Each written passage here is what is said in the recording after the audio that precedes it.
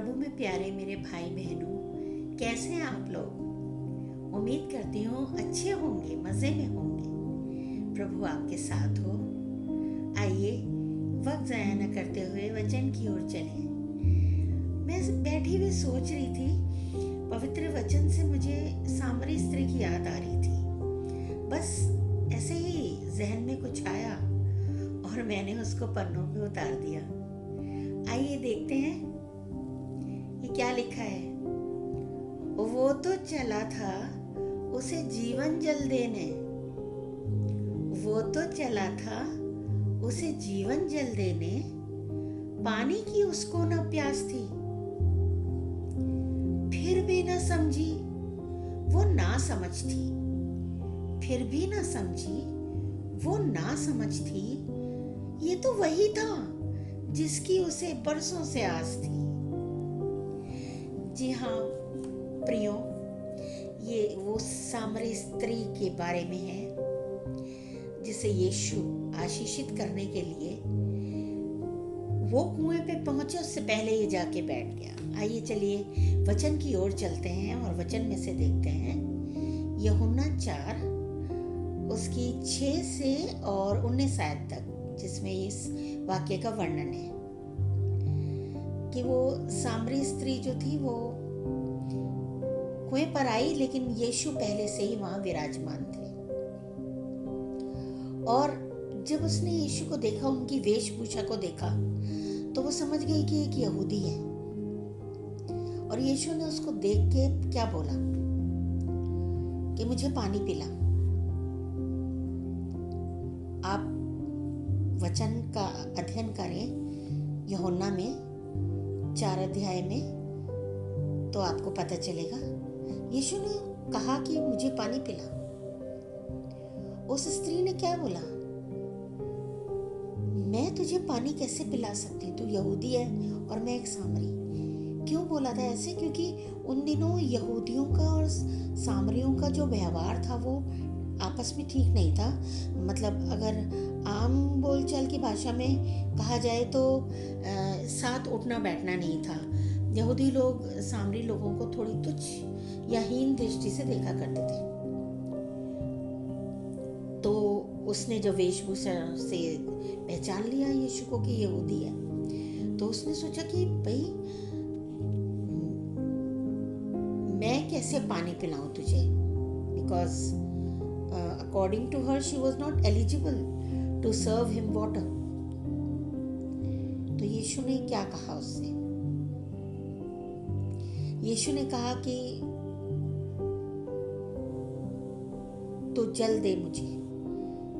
उसने बोला तेरे पास तो बर्तन भी नहीं, तू जल किस में लेगा? तो क्या हमारे बाप दादाओं से भी बड़ा है? क्योंकि वो याकूब का बनाया हुआ कुआं था। तो उसने कहा हमारे बाप दादाओं से भी तो बड़ा है, जिन्होंने बरसों इस कुएं में से जल लिया और पिया। तेरे पास तो बर्तन भी नहीं है, तो किस में जल लेगा? तो यीशु ने क्या बोला उससे? जा अपने पति को लेकर आ, मैं तुझे अनंत जीवन का जल दूंगा। उसने कहा मेरा कोई पति नहीं है। आप देखिए वचन में ये सब आपको मिलेगा, आप पढ़ेंगे तो यीशु ने कहा तू ठीक कहती है, 5 पति तू कर चुकी है और छठा जिसके साथ तू रहती है वो भी तेरा नहीं। तब उस स्त्री को कुछ खटका कि मेरे विषय सब कैसे जानता है। और उसने बोला क्या तू नबी है? देखिए, जिस बात की तरफ मैं आपका ध्यान ले जाना चाहती हूँ, मैं चाहती हूँ आप गौर फरमाएं। वो बात ये नहीं है कि यीशु ने सामरी स्त्री से, एक नीची जाति की स्त्री से पानी मांगा, एक यहूदी यानी ऊंची जात का होते हुए नहीं। गौर फरमाने लायक बात यह है कि उस नीची जाति की स्त्री को आशीषित करने के लिए, उसका उद्धार करने के लिए, उसे जीवन का अनंत जल पिलाने के लिए यीशु वहां पहले से ही मौजूद था। देख रहे हैं आप?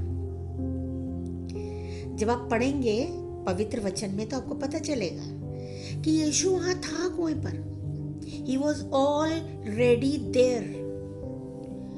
और वो स्त्री बाद में आई वहां, उसके वहां आने से पहले वो विराजमान था वहां। हालेलुया, कितना प्यारा है हमारा खुदावंद। हमारी गलतियों को नजरअंदाज करता है, हमारे गुनाहों को माफ करता है, सब कुछ भूलकर सिर्फ और सिर्फ हमारी भलाई के काम करता है। उसका उद्धार करने के लिए वो पहले से वहां था। ना सिर्फ उसको उसकी गलतियों का, उसकी कमी घटियों का उसने एहसास दिलाया, लेकिन एक तरीके से ढिंडोरा पीट के चिल्ला के, चेलों से चिल्ला के नहीं बोला ये तो 5 पति कर चुकी है और छठे के साथ रह रही है, वो भी इसका नहीं। और हम क्या करते हैं, एक बात पता लग जाए हमें किसी के बारे में, मजाल है जब तक 10 लोगों को ना बता दे हमें चैन नहीं पड़ता। भूले से यदि किसी के पास्ट की कोई बात पता है, ठीक है, हमारा नेचर ऐसा नहीं है कि हम लड़ाई झगड़ा करें या फिर किसी से बुराई करें, ओके, लेकिन बड़ी सभ्य शब्दों में कहेंगे हाँ वो फलानी ना मैम ना, या वो फलाने सर, अरे जानते हैं हम सब उनके बारे में, क्या थे और अब क्या हो गए। क्या रखा है मित्रों इन बातों, क्या मिलता है किसी की तरफ उंगली उठाने में। यीशु ने तो उंगली नहीं उठाई, उसने तो बस उसे गिना दिया कि तूने ये किया, लेकिन मैं तेरा को जीवन का जल दूंगा। वो तो हमारा सर्वशक्तिमान प्रभु है, उसने उद्धार किया उसका। प्रियो, एक छोटी सी गलती भी हम करते हैं तो उसको भूल जाते हैं, और बड़ा सा गुनाह भी करते हैं तो भूल जाते हैं। थोड़ी देर में नॉर्मल हो जाते हैं हम भूल जाते हैं कि we are being watched by someone. God is all the time watching us। वो हर समय हम पे नजर रखता है। उस स्त्री का उद्धार करना था, उसे जीवन का अनंत जल देना था, तो वो पहले से कुएं पे विराजमान था। हालेलुया, धन्यवाद है प्रभु जो हमारे गुनाहों को माफ करता है, हमारी गलतियों को, हमारी कमियों घटियों को नजरअंदाज करता है। प्रियो, हम उसी यीशु को जानते और मानते हैं, हम इसी को फॉलो करते हैं। आइए हम भी किसी पे उंगली ना उठाएं, किसी के दोषों को ना देखें। गिरेबान है ना आपके पास? मेरे पास तो है, शायद सबके पास होता है गिरेबान। जरा एक बार झांक लें उसमें। कसम से कहती हूं, दूसरों में कोई दोष नहीं मिलेगा आपको। परमेश्वर पे भरोसा रखें, अपनी गलती, अपने गुनाहों की माफी के लिए, अपनी कमियों घटियों को दूर करने के लिए परमेश्वर पे भरोसा रखिए।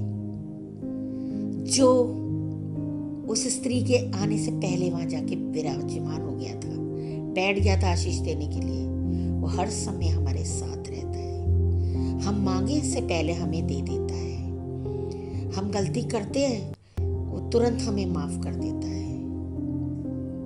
उसका तो काम ही हमें आशीष देना है, उसे याद रखना है, उसका भय दिल में रखना है,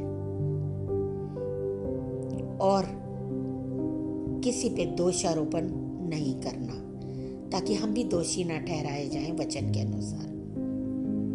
प्रभु आप सब लोगों को बहुत आयात से आशीषित करें। आमीन। जय मसीह की।